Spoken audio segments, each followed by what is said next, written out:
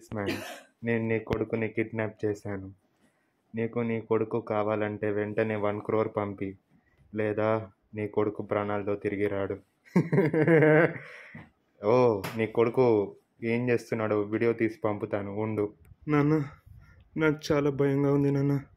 ఈయన ఎవరో నన్ను కిడ్నాప్ చేశారు. ప్లీజ్ తొందరగా వచ్చి నన్ను కాపాడండి నాన్న. నాన్న ప్లీజ్ నాన్న. అరే, వీడు కూడా కిడ్నాప్ చేస్తున్నాడే నా కొడుకుని. అయినా వాడికి 26 years. అంత పెద్దోన్ని ఎందుకు కిడ్నాప్ చేశాడు? అయినా వీడు తిరిగి కొట్టొచ్చు కదా. ఛా, ఇప్పుడైనా వాడిని కాపాడాల్సిన సమయం. ఎవడు వేయి ఉంటాడు వీడు? నా కొడుకుని ఎందుకు కిడ్నాప్ చేశాడు? రీజన్ ఏమై ఉంటుంది? తొందరగా కాపాడకపోతే చనిపోయే ఛాన్సెస్ చాలా ఉన్నాయి. వాడితో ఒకసారి వీడియో కాల్లో మాట్లాడదాం. రేయ్, ఎవర్రా నువ్వు? నా కొడుకుని ఎందుకు కిడ్నాప్ చేసావు? రేయ్, ఏంట్రా పోలీసు వీడియో కాల్ చేసావు? నీ కొడుకు ప్రాణాలతో కావాలి కదా, డబ్బులు. ఇంతకీ నీ ముఖం ఎలా ఉంటుందిరా, చూపి.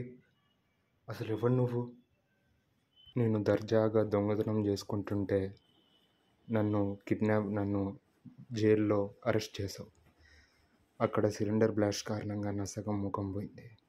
అప్పుడే పక్కబెట్టా నీ కొడుకుని కిడ్నాప్ చేసి నీ దగ్గర నుంచి డబ్బులు లాగదామని.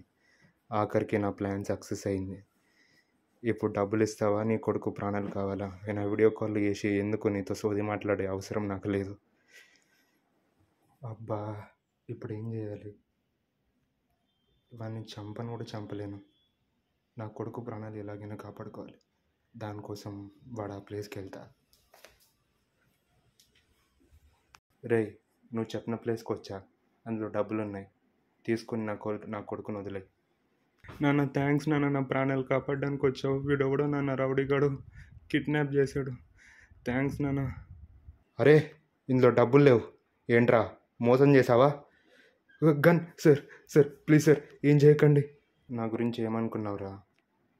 డబ్బులు తీసుకు కొడుకు ప్రాణాలు కాపాడుకోవాలి, అలాగే నేను చేసే డ్యూటీని కూడా నిలబెట్టుకోవాలి. అందుకే మోసం చేశా. అయినా నీ ముఖం కాలిపోయిందిగా, పద జైల్లో పడేస్తా.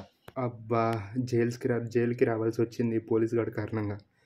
ఆ రోజు దొంగతనం చేస్తే నా ముఖం పోగొట్టాడు. ఇప్పుడు చిప్పకూరు చేసే పరిస్థితికి తీసుకొచ్చాడు. అనవసరంగా వీడితో పెట్టుకున్నా. వీడితో ఎవరు పెట్టుకోలేరు. అలాంటి వాడు ఇంకా పుట్టలేదు భూమి మీద, ఇంకా పుట్టాడు కూడా అనుకుంటా. నేను మీ మీడియా వాళ్ళకు ఒకటే చెప్పాలనుకుంటున్నా. ఈ రోజులలో దొంగలు ఎక్కువవుతున్నారు. ఎవరు నిజాయితీకరమైన పోలీస్ ఆఫీసర్ లేడు. నేను ఒక్కరినే. సో కాబట్టి నేను నిజాయితీగా ఉన్నా అనుకుంటున్నా. అంటే నేను నిజాయితీపరుడు అని అనుకోవట్లేదు. అప్పుడు మీరు ఓవర్ యాక్షన్స్ అది దాన్ని పోస్ట్ చేస్తారు.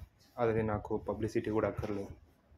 జస్ట్ నేను ప్రజల్ని కాపాడాలి, అదే నా డ్యూటీ. కాబట్టి నాది సక్రమంగా నిర్ణయిస్తా అనుకుంటా. అది నా కొడుకని నేను కాపాడను అనుకోకండి, ఇంకా ఎవరైనా కాపాడేటోండి.